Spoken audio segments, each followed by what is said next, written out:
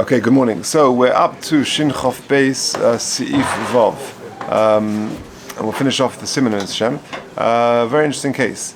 It's maybe we remember this from the Gemara in Shabbos. Hamachalik lebnei beiso monos. One is distributing portions on Shabbos to his family.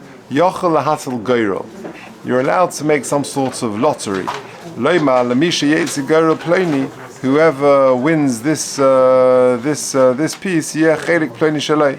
So imagine you've got some pieces of meat or pieces of chicken or whatever it is, and you've got a few people in the home, and everyone is they want to get certain pieces. So you do a goyrel, do it fairly, and you do number. You label the 5 pieces of meat, and you've got Reuven, Shimon, Levi, Yehuda, Yisachar. And that way you will know when you pull it out of the hat who gets what.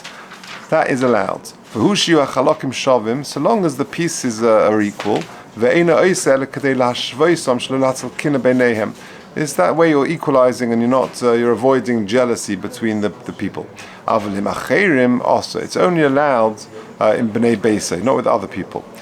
Why? With other people, they're makbid on what piece they get. They're going to start measuring, and that is not allowed on Shabbos.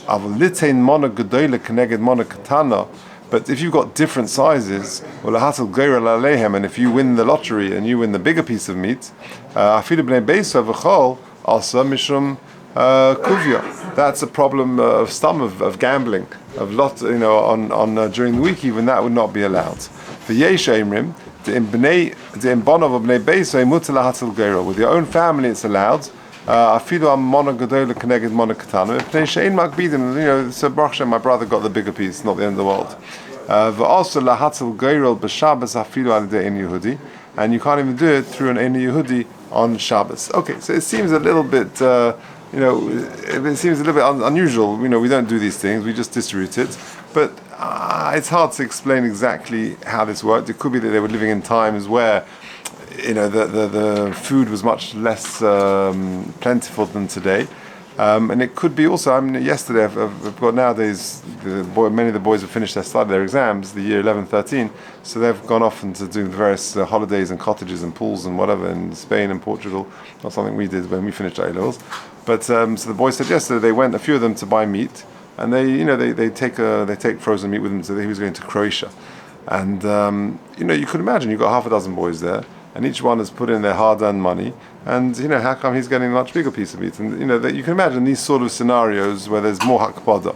Either way, okay, let's see what the Mishnah Berurah says. So it's on the next page, Sif Cotton Utes. So what did we say? The Mechaber had said, if you're distributing to your family, to the household members, you're allowed to do goyrolos, to do a lottery. So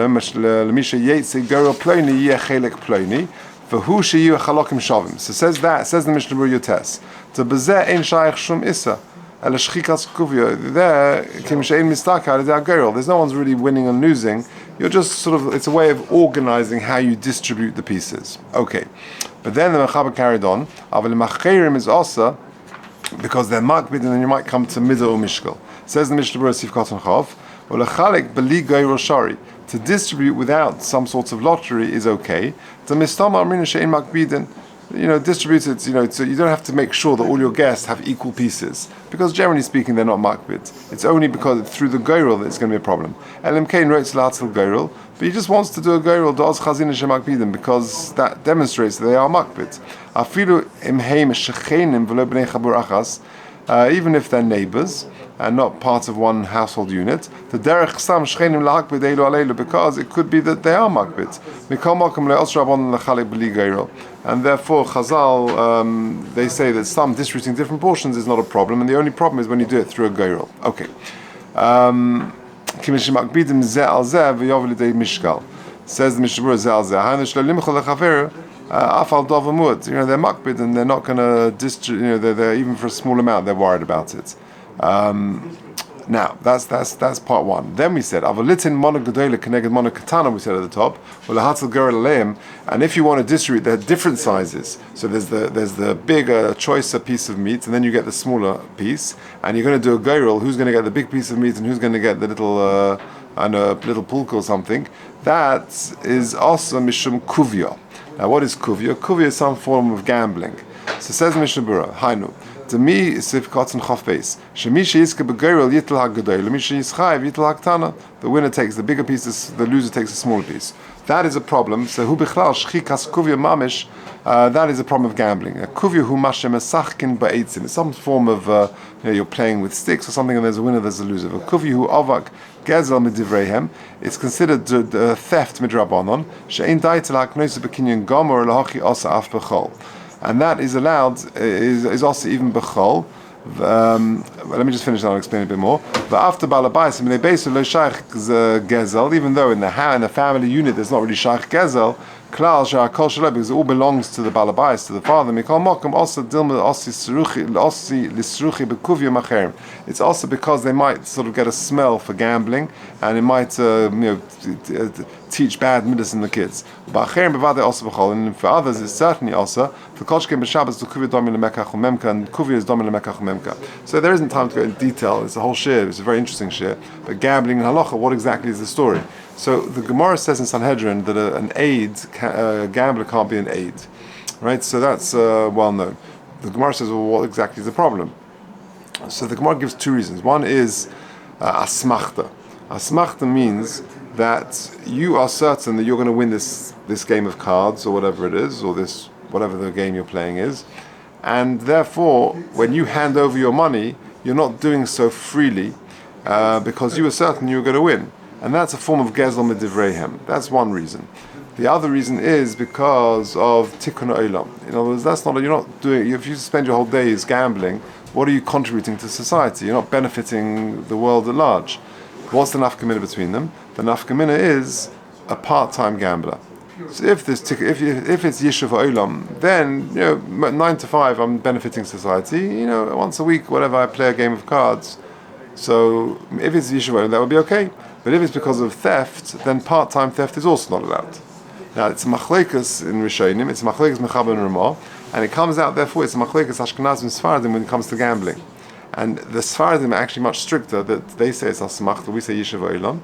And therefore, Mavad's got a tshuva that even paying the national lottery in Israel, the lotto, is a problem. So for Ashkenazim, it's much easier, and for Sfaradim, it's more serious. He's got an interesting note.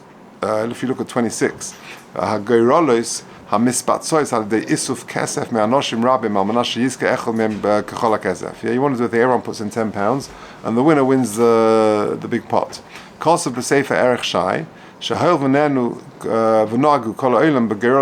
do these things. Situmta is like a sort of the local minhag and practice agreement. Like in Hatton Garden, you shake hands. That's the end of the deal, right?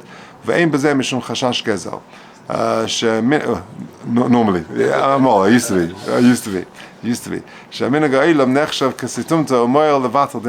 that is big enough to knock out the asmachta. If you look at the bottom paragraph just before it says 27, doing a lottery for stocker, right? You come to see that.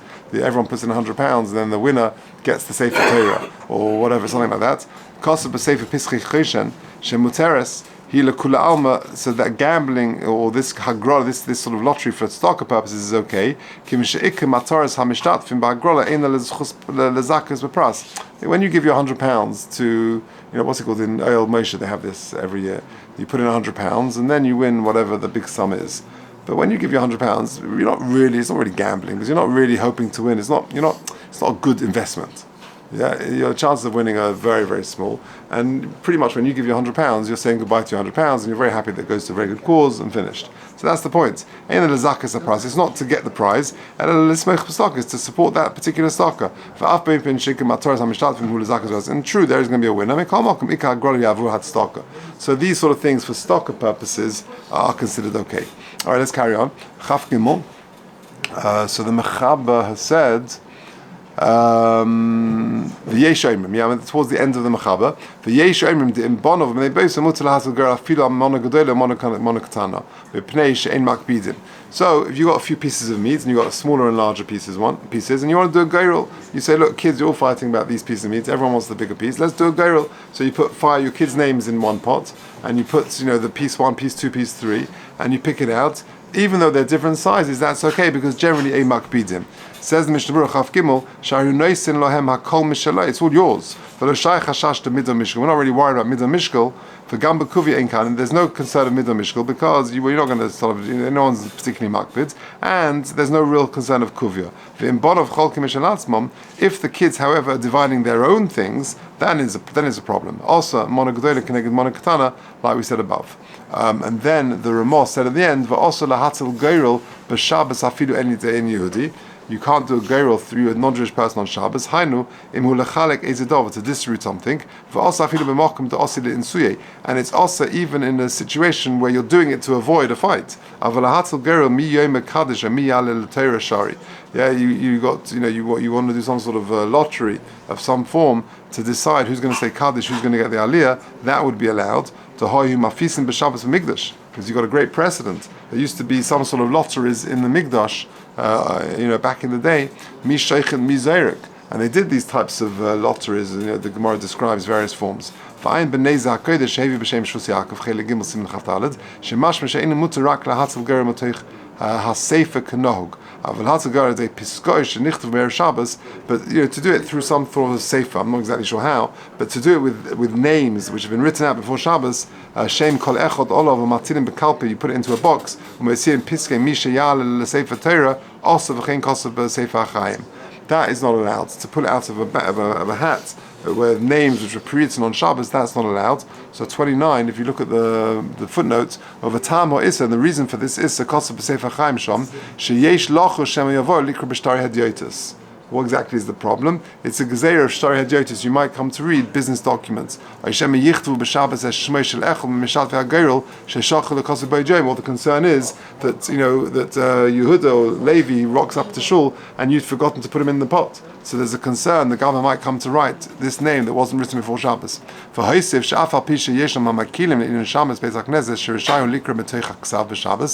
though, like we said before, you're allowed to read lists. We spoke about all that, and there are heterim for the gaba in shul. Nevertheless, there's an extra problem over here of doing gerolos, and therefore so to pull out names to decide who gets the aliyah, who gets to say kaddish or whatever else, that we don't allow in shul. Last Mishnah Berurah Shabbos, I'm Magen Avram, ta'afilim midvar mitzvah, even if it's for a mitzvah purpose, you couldn't have done it yesterday. Gamkein also b'Shabbos. Interestingly, over Yont of Magen Avram, the shari ba'ifin zeh v'ayim b'shatziin. Yont we do make a chiluk, and then it could be done Yont of, not exactly sure why, but Yont of would be more lenient. Okay, that's the end of that. Mr. Shem will start Shin Chof Gimel tomorrow.